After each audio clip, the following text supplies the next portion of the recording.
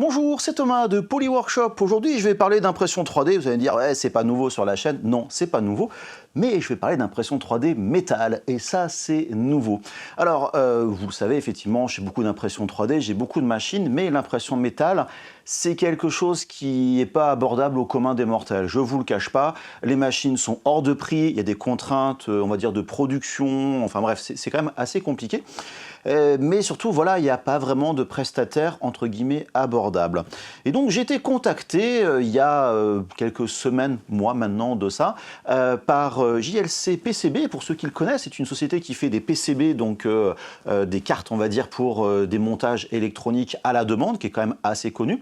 Et ils ont un service JLC 3DP, comme 3D Printing, qui permet de faire de l'impression 3D à la demande. Alors, il existe des sociétés, déjà sur le marché ou avant, qui proposent ce genre de service. En gros, à peu de choses près, vous avez une plateforme, vous envoyez vos modèles 3D, vous choisissez la technologie d'impression, le nombre d'exemplaires, ça vous fait un devis, vous lancez la production, et puis voilà. Donc, imprimant moi-même, je n'avais pas vraiment regardé ces services-là. Donc, ils m'ont contacté et j'ai vu qu'ils avaient de l'impression 3D métal. Et ça, depuis très longtemps, j'ai envie d'essayer. Donc, je me suis dit, je vais essayer et je vais vous conter un petit peu tout ce process que j'ai fait donc, durant cette vidéo. Vous les voyez ici, notamment j'ai deux lampes, ce sont des lampes, entièrement imprimées en métal. Voilà, donc c'est vraiment un process qui est très intéressant. Alors, en quelques mots pour cette société, je précise qui est située en Chine, important pour les délais d'expédition, on va dire. J'en parlerai à la conclusion. Elle propose voilà, une plateforme assez classique. On peut choisir de l'impression 3D, soit donc filament, quelque chose d'assez classique pour ceux qui connaissent là-dessus, alors plutôt une version industrielle, de l'impression 3D résine, pareil industrielle. Vous avez aussi du PolyJet, qui est une technologie d'impression un peu différente. Alors c'est pareil, plus ou moins industriel, les machines coûtent très cher, qui permet aussi de faire de l'impression 3D couleur, non négligeable. Et surtout, vous avez du SLS, qui est de l'impression par frittage laser. Donc soit c'est du nylon, ou alors la version métal, donc du SLMM comme métal. Et je me suis dit, je vais essayer un petit peu justement les services. Et donc, durant ce projet-là, cette vidéo-là, je vais vous expliquer le projet de cette lampe-là. La création entièrement faite donc dans Fusion 360, en prenant en compte bien sûr les contraintes du SLM. J'en parlerai donc dans cette partie-là de la vidéo. Mais je me suis dit, je vais quand même essayer, pourquoi pas, le SLS avec du nylon, ce que j'ai ici, ou de l'impression 3D résine, pour voir comment ça se comporte par rapport aux impressions 3D résine que moi, je peux faire. Alors, je vais un petit peu sur cette technologie de frittage laser, le SLS et le SLM. Le mode de fonctionnement est à peu près dans les grandes lignes, je ne suis pas un spécialiste, j'insiste bien là-dessus, similaire. Vous avez une espèce de bague de poudre qui est montée en température et vous avez un laser qui va définir finalement la forme que vous voulez avoir au niveau de la couche. Et en fait, ce laser-là va surchauffer votre poudre qui va donc localement se solidifier. Et après ça, pour la couche suivante, on met une petite couche comme ça de matière, donc de nylon ou de métal, et on refait finalement la couche suivante qui vont s'accrocher. Donc voilà, des technologies qui sont assez intéressantes et surtout on imprime des matières différentes. Le nylon est quand même ayant des avantages de résistance et de flexibilité. Et le métal, bien évidemment, c'est autre chose. Là, on est vraiment sur du costaud et du lourd. Donc ce projet m'a permis finalement de tester le service, effectivement. Je me suis mis à votre place. Je précise dès maintenant, j'ai eu le droit en fait à un coupon de réduction sur la plateforme, mais tout le process que j'ai fait, je l'ai fait. D'ailleurs, j'ai l'interaction, vous allez voir donc par la suite, avec le support technique, la validation. Ces personnes-là n'étaient pas au courant que je faisais le test, donc je me suis vraiment mis à la place d'un client, on va dire, type. Et donc voilà, dans cette vidéo, on va voir vraiment ce process, modélisation, l'upload, voir les tarifs, quand même point intéressant, parce que je pense que c'est la question que vous vous posez. Donc vraiment tout le process, et vous allez voir que dans l'ensemble, franchement, dans l'ensemble, intégralement, ça se passe très bien. Au niveau voilà, de cette impression métal, je vais en parler donc au fur et à mesure, et je précise dès maintenant, c'est ma première impression 3D métal, donc j'ai essuyé les plâtres. En fait, ça a très bien marché, mais pour dire qu'il n'est pas impossible que pendant cette vidéo-là, pour les spécialistes du SLM, je dis peut-être des inepties, des âneries, ce genre de choses, donc je m'en excuse par avance, et donc je vous invite en commentaire de la vidéo, de ne pas hésiter à en parler plus, parce que voilà, c'est un monde que je trouve extraordinaire, et je vous le dis dès maintenant, je vous spoil la fin. Je vais faire d'autres impressions en 3D métal parce que vraiment, j'ai adoré ça. Voici le modèle que j'ai créé avec Fusion 360. Alors, je précise dès maintenant, j'ai bien sûr pris en compte les contraintes de l'aspect, on va dire, impression 3D métal, mais aussi, voilà, ce n'est pas un tuto, c'est plutôt des explications étape par étapes. Et je précise dès maintenant, j'ai fait une grosse partie de cette création avec le mini-ordinateur, l'A7 de Geekom, voilà, mini PC sympa, et aussi j'ai utilisé pour la première fois une souris 3D de 3D Connexion, j'en parlerai dans une autre vidéo. Bref, j'ai commencé par créer quelque chose d'assez simple, on va dire un profil et on va dire un chemin pour créer la forme de base, et par la suite j'ai créé donc des formes assez basiques que j'ai dupliquées le long de la courbe pour faire des trous, et oui, pour économiser énormément de la matière. J'ai rajouté ces espèces de petites voilà, petits triangles avec des petits trous, on va dire les anneaux en dessous, de façon à faire passer les haubans, les câbles pour soutenir l'ensemble. Donc pareil, la duplication multiple. J'ai rajouté bien évidemment des supports, parce que même si c'est du métal, il y aura quand même du poids dessus, histoire que voilà, les masses se répartissent bien. Ensuite, forcément, une symétrie. Alors, je mets toujours des petits filets, des arrondis, voilà, ici et là. J'ai un peu amélioré, voilà, les formes, pensé le passage pour le câble. J'ai préparé, bien sûr, le sketch pour la base, qui est une extrusion assez basique. Pareil, encore des arrondis. Et assez rapidement, j'avais ma forme relativement définitive, de quoi commencer à imprimer les premiers prototypes. Et puis, j'ai continué aussi à évider, pareil, toujours pour gratter de la matière, car on paye vraiment au poids au niveau du métal. Pareil, des arrondis et tout, rajouter des petits anneaux pour accrocher les câbles et jouer un petit peu sur l'épaisseur, car en fonction des prototypes que j'ai imprimés, eh ben, je me suis rendu compte qu'il fallait affiner un petit peu la forme. Donc, vous voyez, là on se rapproche vraiment de la fin, les petits filets un petit peu partout, et j'ai un modèle qui est plus ou moins sympa. Alors, l'autre point aussi important, c'est prendre en compte, dans le cas de mon design ici, le centre de la masse, le centre de gravité, que vous voyez ici avec le petit cercle, voilà, quadrillé, qui est aligné plutôt vers l'avant. Donc ça, c'était mon design, je le voulais vraiment vers l'avant, j'ai essayé de mettre le poids le plus possible vers l'arrière, de rajouter de l'épaisseur au niveau de la base, et c'est pareil, j'ai dû aussi au niveau des petits trous ici, les boucher en partie, pour que, en fait, on ne voit pas au travers la bande de LED, ce qui n'était pas très joli au vu de l'arrière, d'où l'importance de faire des prototypes. Vous voyez ici en bas, j'ai joué un petit peu sur l'épaisseur, j'ai un petit peu élargi la base pour avoir un maximum de poids donc sur l'arrière au niveau de mon design. Aussi, petit truc, j'ai rajouté un petit texte à l'intérieur, que ce soit ma signature bien sûr, mais aussi pour voir comment serait la précision de l'impression 3D métal. Et là voilà les trois morceaux séparés, car il fallait que ça rentre dans le volume d'impression proposé par l'impression 3D métal. J'ai aussi ces petits trous en fait, parce que je vais insérer par la suite des petites goupilles pour faire l'assemblage et donner de la rigidité. Ça c'est la partie voilà, du milieu, et la partie finale avec notamment une accroche sur le dessus pour faire l'aller-retour au niveau des câbles.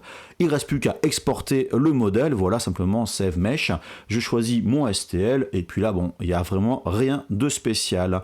Ensuite j'ai plus qu'à passer par le site de JLC 3DP, où j'ai uploadé le premier modèle, où là on peut voir les différentes options.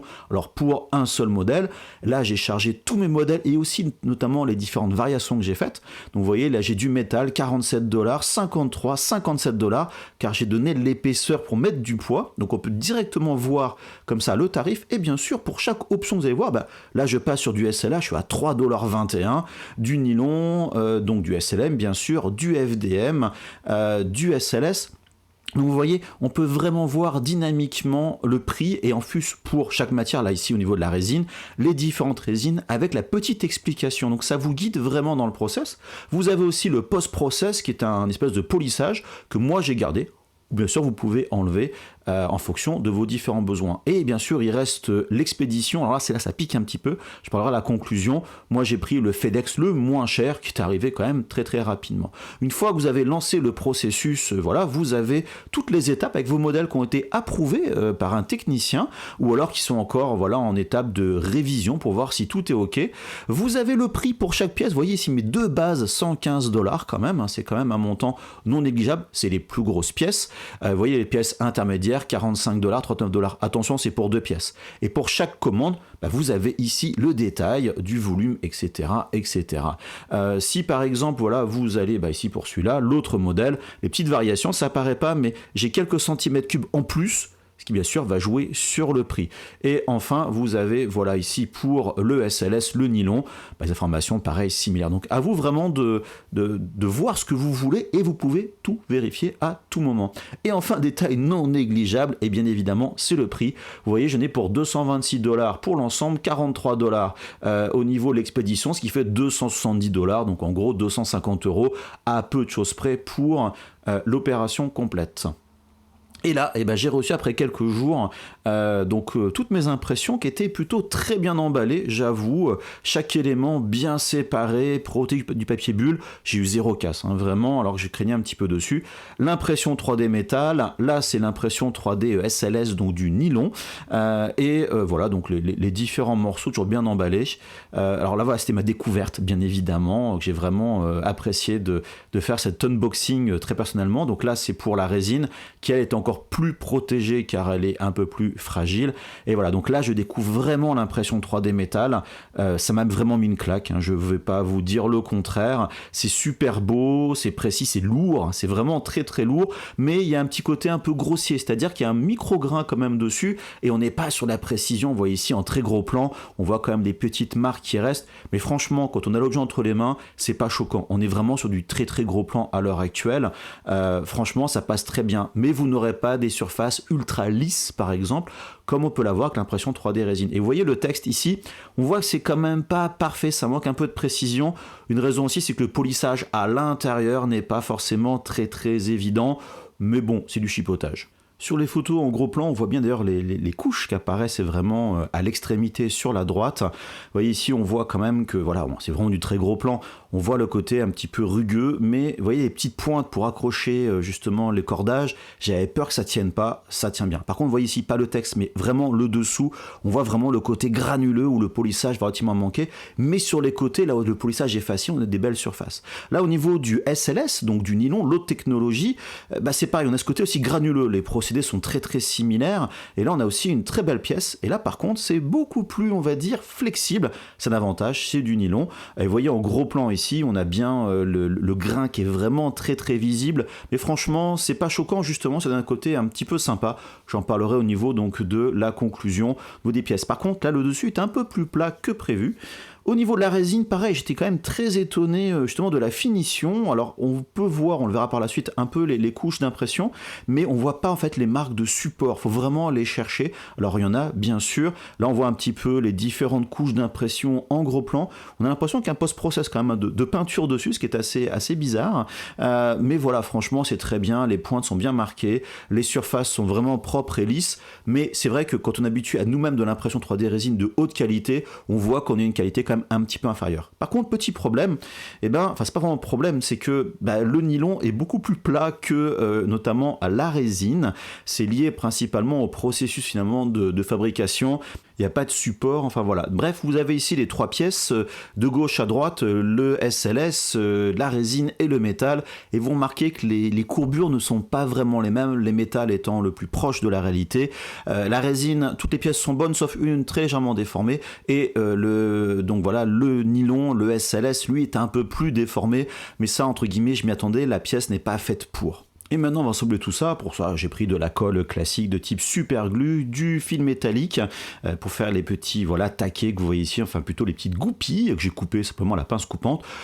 C'est très simple, je mets de la super glue et oui, la super glue colle le métal, ce qu'il faut effectivement savoir. On met les petites goupilles qui servent plutôt à stabiliser, aligner les choses, hein. Bien évidemment un petit peu de colle pour la partie opposée, il n'y a plus qu'à insérer, tout s'insère relativement bien. J'ai toutefois mis un petit coup de perceuse pour être sûr que les trous étaient bien en place. Et là voilà, vous avez l'assemblage final sans les cordes, donc plutôt très content de mon résultat. Et donc justement, en parlant de ce cordage, j'ai pris du fil de pêche plutôt de haute qualité, assez costaud. Alors voilà, j'ai commencé à faire mon passage. Je précise dès maintenant, il y a déjà du cordage qui est présent. C'était juste pour garder bien en place la forme pendant le placement de ce cordage.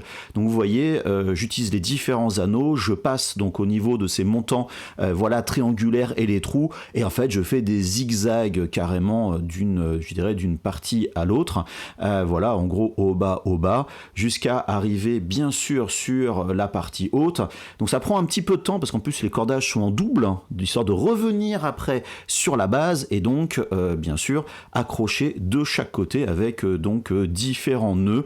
Et j'avoue que c'est des petits trucs assez sympas en plus. Alors un petit point de colle de chaque côté pour être sûr que les nœuds ne bougent pas dans le temps. J'enlève l'espèce de corde, on va dire, qui m'a servi de maintien comme ça par la suite. Il ne reste plus qu'à couper de chaque côté rajouter les petits voilà, morceaux supplémentaires et je me retrouve avec mon projet qui est terminé, sauf qu'il reste bien sûr la partie électricité. Alors là, c'est simplement LED classique haute densité, connecteur 5,5 mm, interrupteur variateur, transformateur 12 volts, 3 ampères, un truc assez classique. Bien sûr, le même connecteur que l'interrupteur. J'ai mis en description si ça vous intéresse. Et vous voyez, bah là, j'ai quelque chose de maintenant fini. On voit bien le passage des cordes vraiment haut, bas qui se croisent.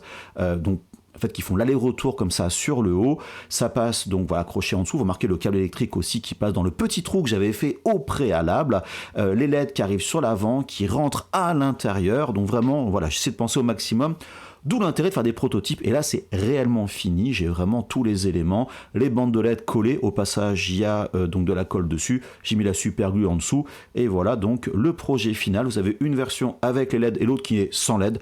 C'est juste pour la présentation. Pour moi, bien sûr, je vais mettre les LED de chaque côté. Et je suis plutôt content. Je vais même laisser d'ailleurs ce côté métallique brut parce que j'aime bien ça, justement. Alors, ce que je précise quand même, c'est que c'est très lourd. C'est quand même du métal. Ça ne paraît pas. Donc voilà. Donc bon, bref, projet final et j'avoue que j'en suis ultra content du résultat. Enfin voilà, donc franchement, voilà ici la version avec l'éclairage. Ça éclaire fort, je vous le cache pas, mais au final, ça fait son usage. Bon, maintenant, il est temps un petit peu de conclure tout ça. Vous l'avez vu déjà, la réception des pièces, j'étais quand même bluffé par le résultat. Là, je suis dans les bureaux de Lucky Slicer et forcément, je les ai reçus ici. Tout le monde les a vus, tout le monde voyait l'impression, justement, comparer l'impression résine, l'impression SLS qui était, je dirais, inconnue pour beaucoup de personnes ici, et métal. Et en fait, tout le monde prenait le SLS. Ah ouais, c'est pas mal. Tiens, vas-y, regarde ce que c'est ce truc-là. Ils savaient pas que c'est du métal. Ouf, on a vu le poids et ça a vraiment, entre guillemets, calmé toutes les personnes qui ont vu ça. Donc voilà, donc il y a un côté forcément très waouh qui est vraiment justifié. En plus, ce qui m'a agréablement surpris, vous l'avez vu donc avant dans la vidéo par la partie upload et donc vérification des prix, c'est que je m'attendais à quelque chose de beaucoup plus prohibitif. Alors certes, ça a un coût, bien évidemment. Quand on voit, donc vous l'avez vu sur le site, la comparaison entre une pièce, on va dire, rien que même en SLS, en nylon ou résine ou filament par rapport à du métal, le prix n'est pas le même. La techno n'est pas la même, le coût de fabrication n'est pas la même, les contraintes de préparation ne sont pas les mêmes.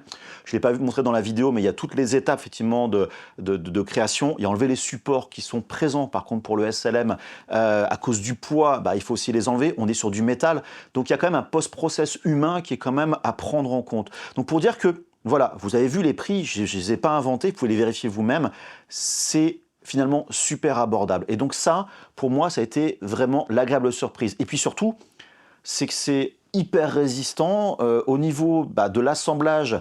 J'ai fait mes trous un tout petit peu juste et par rapport donc, à ces petits inserts donc, que vous voyez avant dans la vidéo, là ils montrent bien la vidéo, mais à l'origine c'était plus épais, je me suis un petit peu vautré, je me suis dit bon allez, je prends ma petite perceuse, une mèche métal, un peu de lubrifiant, je vais ajuster le trou.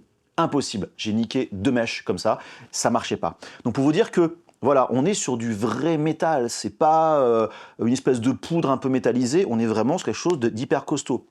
D'ailleurs, je ne l'ai pas dit avant dans la vidéo, le SLM est utilisé dans l'industrie, autant aéronautique, spatiale et tout. Donc, ce n'est pas un gadget. Voilà, c'est vraiment important de le prendre en compte. Pour la partie impression 3D résine, alors là, effectivement, ça marche quand même plutôt bien.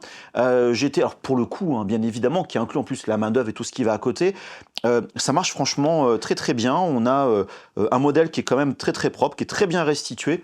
Par contre, on voit bien que l'impression en elle-même, c'est de l'impression, on va dire, plutôt du 100 microns d'épaisseur. On est quand même sur un service à l'origine qui est plutôt fait pour faire de la pièce, on va dire, industrielle, de la pièce de conception, de design produit, pas forcément de la figurine ou de la miniature. Je ne vous conseillerais pas ce genre de service. Donc pour cet usage-là, pour la pièce ici, franchement, quand vous la voyez telle qu'elle, sachant qu'elle est brute, finalement en sortie, voilà, il y a juste un polissage qui est choisi dans les options pour enlever les marques de support et tout. Je pensais que ça allait abîmer les tout petites pointes dessus, et c'est pas le cas.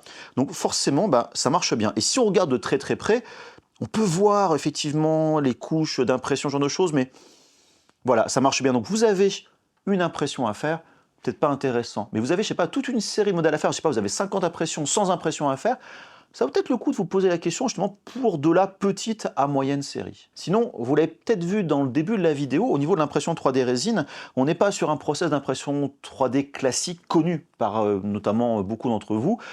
C'est en fait de l'impression bottom-up. En gros, vous avez un bac, c'est un peu comme le SLM finalement, vous avez un bac de résine et le laser, c'est un laser dans ce cas-là et c'est pas un projecteur, va solidifier la résine sur le dessus et après ça va descendre pour laisser juste la couche suivante et ça va solidifier.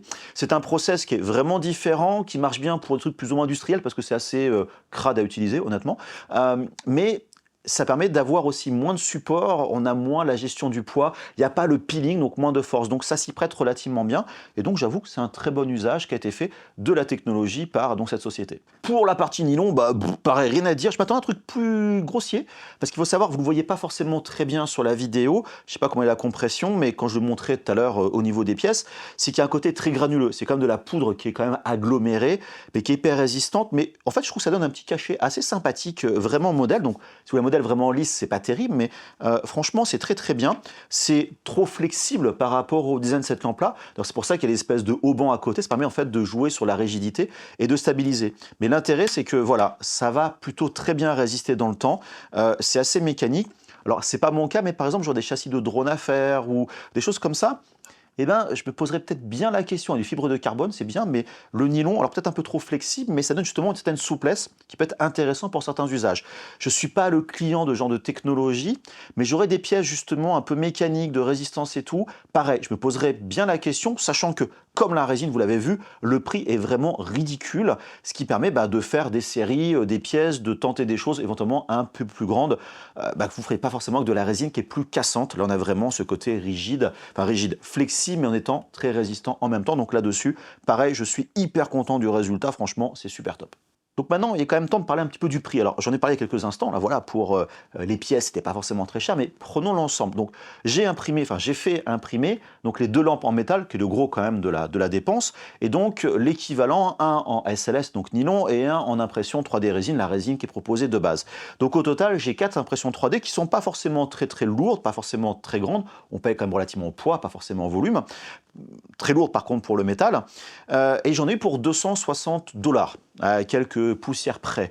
Ce qui fait que, voilà, pour de l'impression 3D métal, franchement, pour 2 lampes, ça me paraît pas très très cher. En fait, ce qui vient plomber le prix, eh ben, vous l'avez vu en fait tout à l'heure, ce sont les frais de port. Alors, il y a pas mal de choix de frais de port. C'est vraiment pensé pour des professionnels et industriels où, au final, payer 60 $ de frais de port, je ne sais plus comment c'était de tête, à peu près 60 $ pour mon expédition, pour du SLM et ce genre de choses, c'est raisonnable. Mais c'est vrai, quand on est un particulier, on a intérêt à bien faire attention. Il manque pour moi un tarif qui soit en fait plus lent, parce que tout passe par des transporteurs, UPS, FedEx, etc.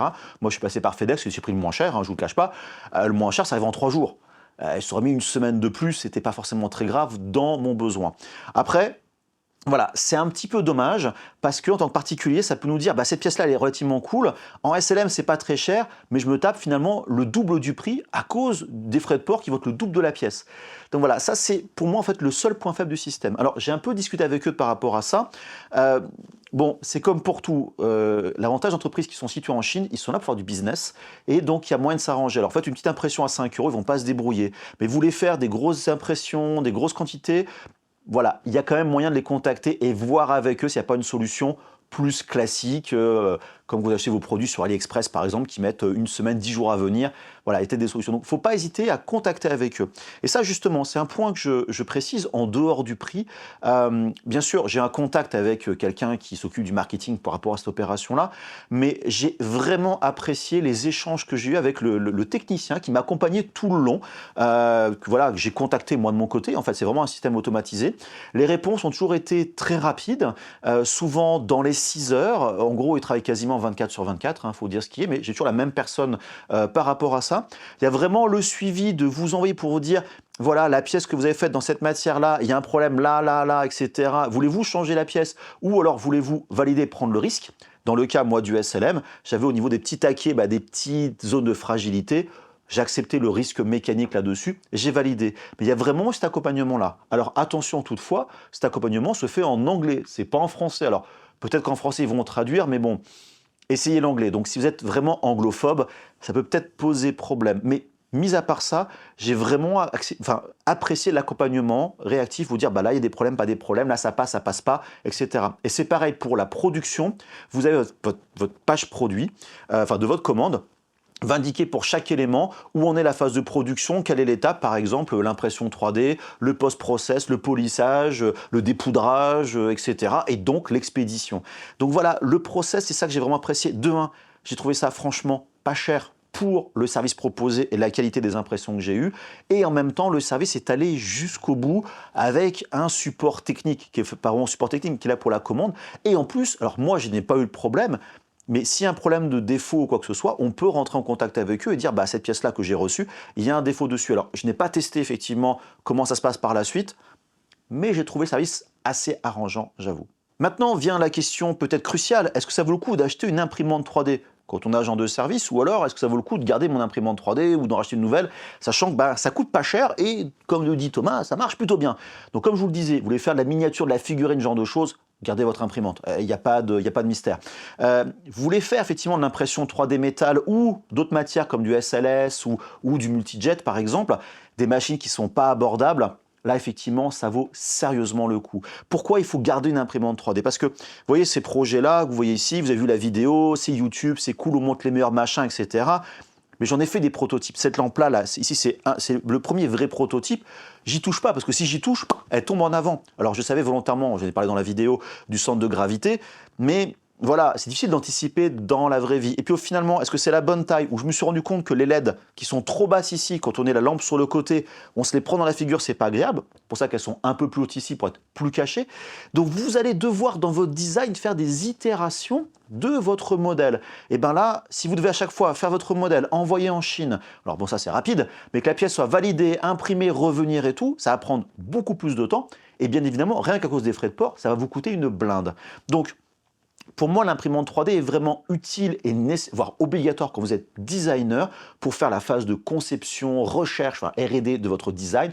Une fois qu'il est bon, validé et tout, dans ces cas-là, vous passez par un service comme ça pour faire votre impression dans la matière vous avez besoin, ou alors une très grande série, parce que voilà, moi par exemple, je voudrais faire même cette lampe-là, par exemple, en SLS, en très grande quantité, parce que je sais pas, je voudrais la vendre, je voudrais faire 200 exemplaires, je ne vais pas les imprimer moi-même. J'ai passé par le service. Et vu le prix que ça coûte pour le SLS, je ne vais même pas me poser de questions. Donc voilà, c'est pour ça que c'est très très bien. Et surtout, le truc que moi j'appréciais par rapport à ce service-là, c'est que, ça je ne l'ai pas assez dit, c'est que quand vous voulez voir les prix et voir une estimation, pas besoin de créer de compte et tout, on upload les fichiers sur la plateforme, on voit tout de suite le prix par pièce. Donc si on se dit, ah, peut-être gratter du poids, c'est pour ça qu'il y a tous mes designs, je l'ai dit juste avant, dans la partie tuto, explication, j'ai creusé les pièces pour gratter du poids. Donc on peut vraiment voir en fonction des designs, faire ça, ça me rajoute 1 euro, 2 euros, 15 euros, 50 euros, et vous modifiez. Donc vous êtes vraiment autonome du début jusqu'à la fin. Et ça, je trouve que c'est un gros luxe parce que souvent des plateformes, il faut uploader les modèles, il faut créer un compte, tout ça, c'est compliqué. Là, il n'y a pas de prise de tête. Alors, encore un dernier point qui est important, c'est qu'on envoie quand même ces modèles 3D à une société de prestation de services, qui plus est, désolé des clichés, basée en Chine, où le concept de propriété intellectuelle à l'international est un truc qui est un petit peu, on va dire, subjectif. Donc forcément, j'ai posé la question, je dis mais comment ça se passe pour les modèles, etc. Alors eux, ils s'engagent.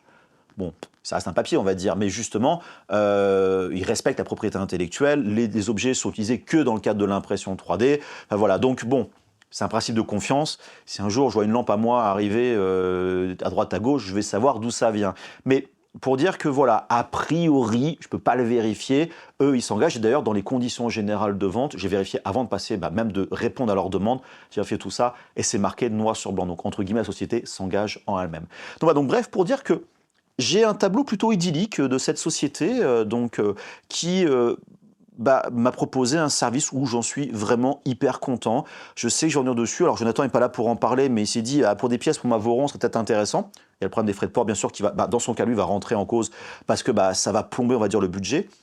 Mais pour certains designs, certaines pièces et tout, je vais repasser à titre personnel sur ce service-là. Donc pour dire que voilà, j'en suis très content. J'espère que si vous le testez, vous en serez aussi content que moi. Donc si c'est le cas, d'ailleurs, tenez-moi au courant, s'il vous plaît, parce que est-ce que mon expérience est vraiment biaisée? Est-ce que elle est réelle ou pas?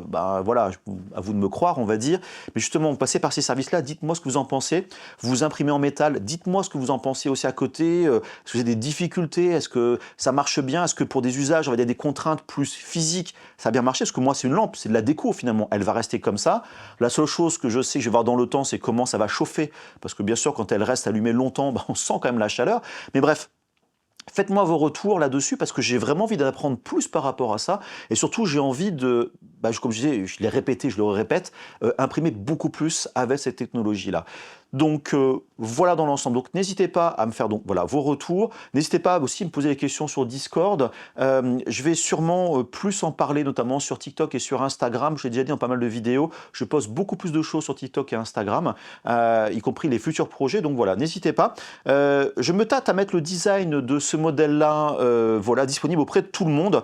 Après, il y a un peu de contraintes, il faut que je fasse le tuto pour expliquer le montage, les haubans, etc. C'est pas très compliqué, mais bref. Voilà, en plus, la version métal est quand même plus stable. Alors, elle penche un peu vers l'avant, hein, je vous le cache pas, mais franchement, ça marche bien.